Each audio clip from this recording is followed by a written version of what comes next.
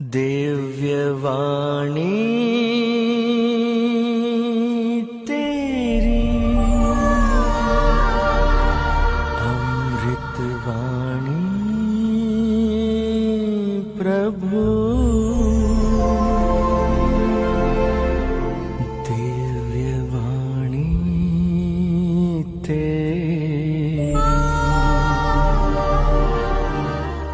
अमृतवाणी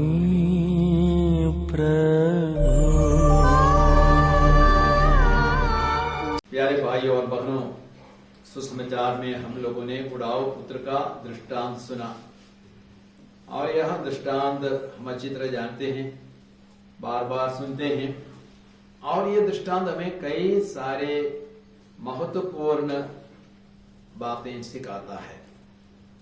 सबसे पहले यह दृष्टांत हमें सिखाता है कि पाप क्या होता है।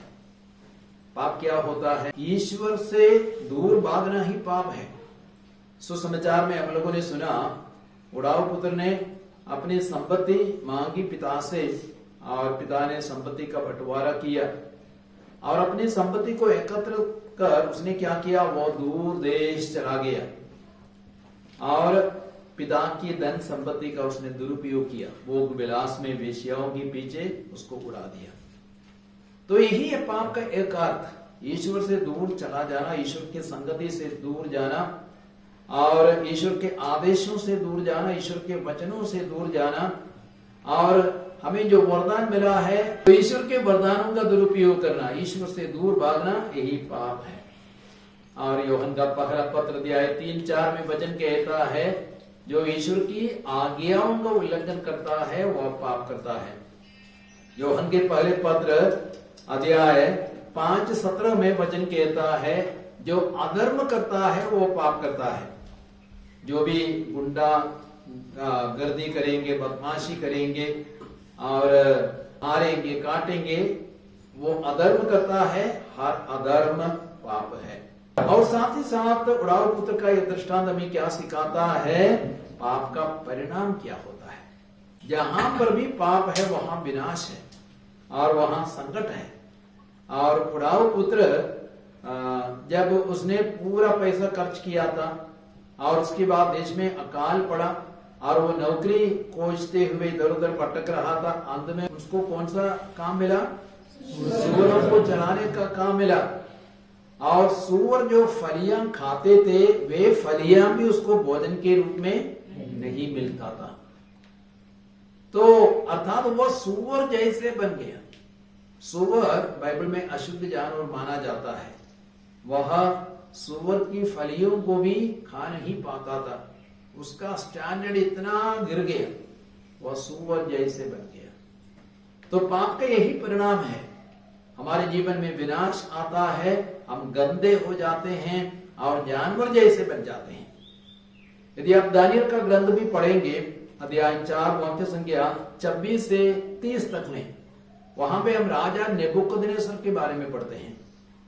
राजा नेबुकदनेस्सर बाबुल का राजा था और उसने कई देशों पर हमला किया था, यहूदा पर हमला किया था, यहूदा को अपने कब्जे में कर लिया था। उसका विशाल राष्ट्र बन गया और वो अपने महल के छत पर वह भ्रमण कर रहा था।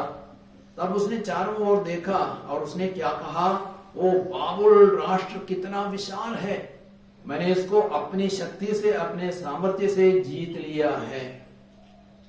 और उसी क्षण ऊपर से प्रभु की वाणी सुनाई पड़ी, आज तुम्हारा राष्ट्र तुमसे छिन गया है और तुम्हारे पास तुम्हारा राष्ट्र नहीं रहेगा। तुमने घमंड किया है, इसलिए तुम जानवरों के पास जाओगे, मनुष्यों के समुदाय से तुम दूर कर दिए जाओगे। तुम जंगल में जाकर के घास खाओगे और पानी और ओस तुम्हारे ऊपर गिरते रहेंगे। और वैसे ही नबूकदनेस्सर के साथ हुआ। बाइबल कहती है 7 वर्षों तक वह मानव समुदाय से अलग रहा, जंगल में घास खाता रहा, उसके रोम रोम बकरे के बाल जैसे बहुत अधिक लंबे हो गए और जानवर जैसे वो बन गया। तो जब हम पाप करते हैं हम जानवर जैसे बन जाते हैं। यदि आप इसायाह का ग्रंथ पढ़ेंगे अध्याय 1 वाक्य संख्या 5 से 6 तक में, वहां पे वचन कहता है सिर से पांव तक कोई भी अंग नहीं है जो सही सलामत है। मतलब हम बीमार हो जाते हैं, शरीर से, मन से, आत्मा से बीमार हो जाते हैं। जब हम पाप करते हैं हम रोगी बन जाते हैं, बीमार बन जाते हैं। और प्रवक्ता ग्रंथ 19:4 में वचन कहता है जो पाप करता है अपने को हानि पहुंचाता है। हम दूसरों को भी हानि पहुंचाते हैं, लेकिन सबसे बढ़कर हम किसको हानि पहुंचाते हैं? अपने को, स्वयं को हानि पहुंचाते हैं। जैसे यूदस ने पाप किया। यूदस ने कौन सा पाप किया? यीशु के साथ विश्वासघात किया, यीशु को सूली पर चढ़ाया। लेकिन यूदस ने क्या किया? आत्महत्या की। उसकी आत्मा का नुकसान हो गया। यीशु तो तीसरे दिन जी उठे। यीशु को बहुत गहरा नुकसान वो नहीं पहुंचा पाया, लेकिन उसने अपने को सबसे बड़ा नुकसान पहुंचाया। जब भी हम पाप करते हैं हम अपने को नुकसान पहुंचाते हैं, हमारी आत्मा को भी हम खो देते हैं। और हम देखते हैं साउल के पाप के बारे में। यदि आप सामुएल का पहला ग्रंथ पढ़ेंगे, अध्याय 16 वाक्य संख्या 14, साउल इस्राएल का पहला राजा था। उसको पवित्र आत्मा का अभिषेक मिला था, वो नबी जैसा बन गया था, भविष्यवाणी करता था और उसके हृदय में आत्मा को भी पवित्र आत्मा ने बदल दिया था। लेकिन वो बार बार पाप करता था। वो दाऊद का दुश्मन हो गया था, दाऊद को मारना चाहता था। सामुएल ने जो आदेश उसको दिए थे, प्रभु के आदेश, उन आदेशों का उसने पालन नहीं किया। तो उसका परिणाम क्या हुआ? पवित्र आत्मा उससे निकल गया। तो कौन उसमें घुस गया? अशुद्ध आत्मा, शैतान का आत्मा घुस गया। तब वह पागल जैसे हो गया और अंत में उसका विनाश हो गया। फिलिस्तीयों के साथ बुरी तरह वो पराजित हो गया और अपनी तलवार पर गिरकर उसने भी आत्महत्या की। उसकी आत्मा का नुकसान हो गया। तो पाप का परिणाम बहुत ही गंभीर है। तो इसलिए पाप से बचना हमारे लिए अति आवश्यक है, हमारे लिए अनिवार्य है। और साथ ही साथ उड़ाऊ पुत्र का वो दृष्टांत हमें यह भी सिखाता है कि पश्चाताप क्या होता है। और पश्चाताप क्या होता है? पिता के पास लौटना ही पश्चाताप है। पाप क्या है? ईश्वर से दूर चले जाना, वही पाप है। ईश्वर की संगति से, ईश्वर के आदेशों से, ईश्वर के वचनों से दूर चला जाना वही पाप है। तो ईश्वर के पास लौटना ही पश्चाताप है। तो उड़ाऊ पुत्र के बारे में हम पढ़ते हैं वाक्य संख्या 18 में। यहाँ पे लिखा गया है, मैं उठकर अपने पिता के पास जाऊंगा और उनसे कहूंगा, पिताजी मैंने स्वर्ग के विरुद्ध और आपके विरुद्ध पाप किया है, तो मैं उठकर अपने पिता के पास जाऊंगा। तो यदि हम भी पापों में भटक गए, प्रभु के 10 आदेशों का हमने उल्लंघन किया। पहला आदेश क्या है? मैं प्रभु तुम्हारा ईश्वर, मेरे सिवा तुम्हारा कोई दूसरा ईश्वर नहीं होगा। यदि हम एकमात्र सच्चे ईश्वर, ये एकमात्र सच्चा ईश्वर है, उसे दूर भटक गए, अन्य गलत झूठे भगवानों की पूजा की, हमें उसके लिए भी पश्चाताप करना है। तो हमें अब प्रभु के पास लौटना है, पश्चाताप करते हुए प्रभु के पास लौटना है। और वचन कहता मलाकी के ग्रंथ अध्याय 3:7 में, तुम मेरे पास लौट आओ, मैं तुम्हारे पास लौट आऊंगा। और इस 40 काल में हमें पश्चाताप करना है, लौटना है। और जब यीशु ने अपना सार्वजनिक जीवन प्रारंभ किया, सबसे पहले यीशु ने कहा, समय पूरा हो चुका है, ईश्वर का राज्य निकट आ गया है, पश्चाताप करो और सुसमाचार में विश्वास करो। मार्कुस का सुसमाचार अध्याय 1 वाक्य संख्या 15। तो हमें भी प्रभु के पास लौटना है, पापों के लिए पश्चाताप करते हुए। यदि हम प्रभु से दूर भटक गए, प्रभु के आदेशों से दूर चले गए, हमें अब लौटना है। और साथ ही साथ उड़ाऊ पुत्र का दृष्टांत हमें सिखाता है पाप स्वीकार क्या होता है। और उड़ाऊ पुत्र पिता के पास लौटता है और उसके बाद वो पिता से क्या कहता है, पिताजी मैंने आपके विरुद्ध और स्वर्ग के विरुद्ध पाप किया है। हमारा हर पाप ईश्वर के विरुद्ध है और मनुष्यों के विरुद्ध है, और हम यह भी कह सकते हैं अपने विरुद्ध भी है। जब पाप के द्वारा हम ईश्वर को दुख पहुंचाते हैं, साथ ही साथ दूसरों को नुकसान पहुंचाते हैं और हम अपने को ही नुकसान पहुंचाते हैं। तो उड़ाऊ पुत्र ने पाप स्वीकार किया, पिताजी मैंने स्वर्ग के विरुद्ध और आपके विरुद्ध पाप किया है, मैं आपका बेटा कहलाने के लिए योग्य नहीं रहा, मुझे एक नौकर जैसे रख लीजिए। और सूक्त ग्रंथ 28:13 में, सूक्त ग्रंथ 28:13 में वचन क्या कहता है? जो अपने पापों को छिपाता है वो कभी उन्नति नहीं करेगा, लेकिन अपने पापों को स्वीकार करता है उस पर दया की जाएगी। तो हमें अपने पापों को स्वीकार करना है, तब हम पर प्रभु दया करेंगे, करुणा करेंगे, हमारे पापों को क्षमा करेंगे। क्या पुरोहित के पास जाकर के पाप स्वीकार करना आवश्यक है? जरूरी है?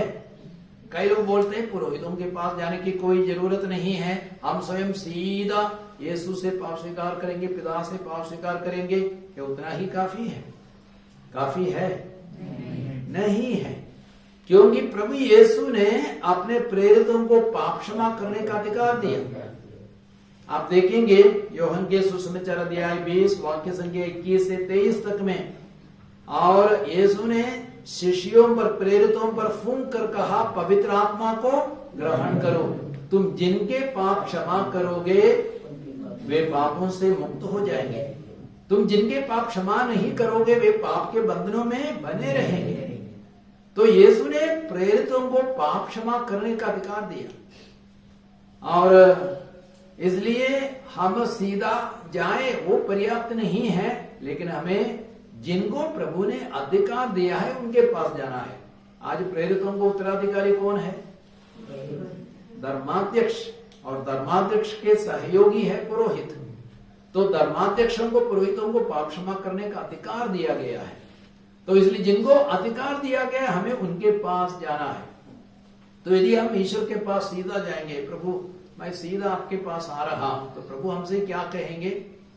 मैंने उन सबको अधिकार दिया है, उनके पास जाओ, तब तुम्हारे पाप क्षमा हो जाएंगे। पुरोहित ने पिता, पुत्र, पवित्र आत्मा के नाम से आपके पापों को क्षमा दिया। आपको गारंटी मिल गया है कि आपके पाप क्षमा हो गए हैं, और प्रभु ऐसे पापों को अनदेखा करेंगे, उन पापों पर नजर नहीं डालेंगे, और आपके पापों को पैरों तले रौंद डालेंगे, गहरे समुद्र में प्रभु फेंक देंगे। Praise the lord, hallelujah, hallelujah, Yeshu की स्तुति हो, यीशु को धन्यवाद, हालेलुया, हालेलुया, हालेलुया, प्रभु की स्तुति हो, ईश्वर को धन्यवाद।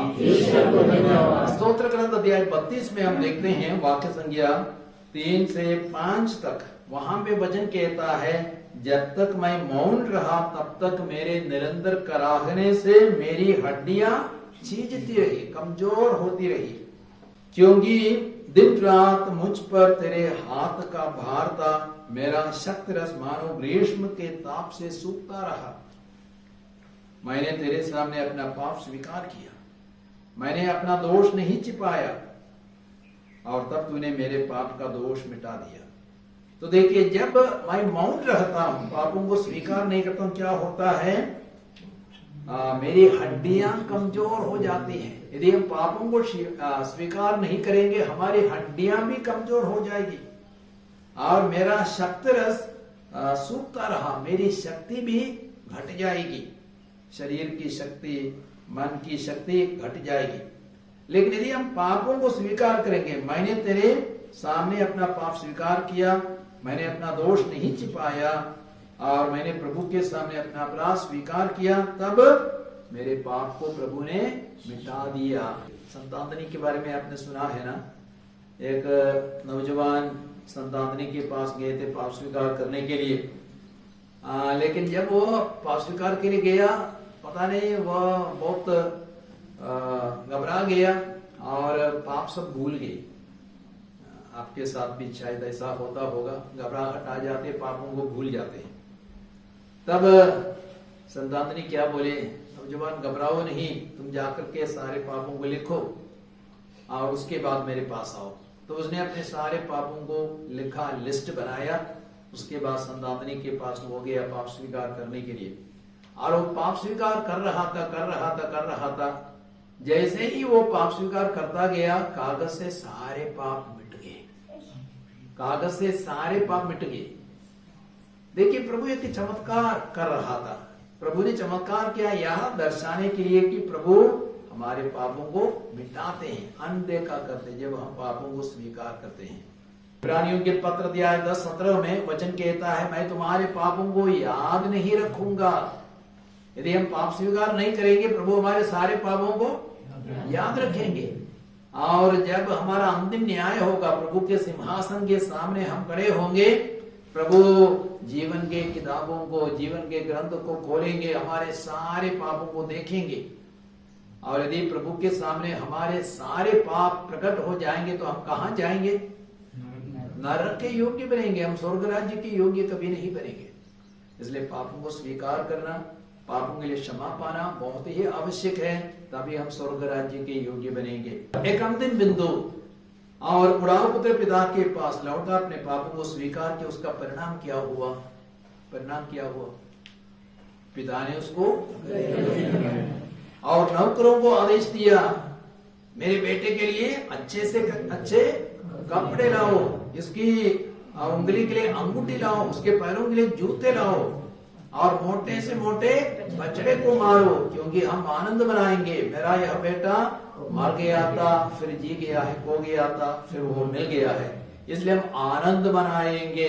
पाप के कारण उसने सब कुछ खो दिया था, परिवार को खो दिया था, पिता के प्रेम को, माता के प्रेम को खो दिया था, भाई के प्रेम को खो दिया था। वो प्रेम उसको वापस मिला। उसके पास भोजन नहीं था, कपड़े नहीं थे, अंगूठी नहीं थी, जूते नहीं थे, वे सारी चीजें उसको मिल गई। तो जब हम पश्चाताप करते हैं, प्रभु के पास लौटते हैं, प्रभु भी सारी आशीषों को हमें लौटाएंगे।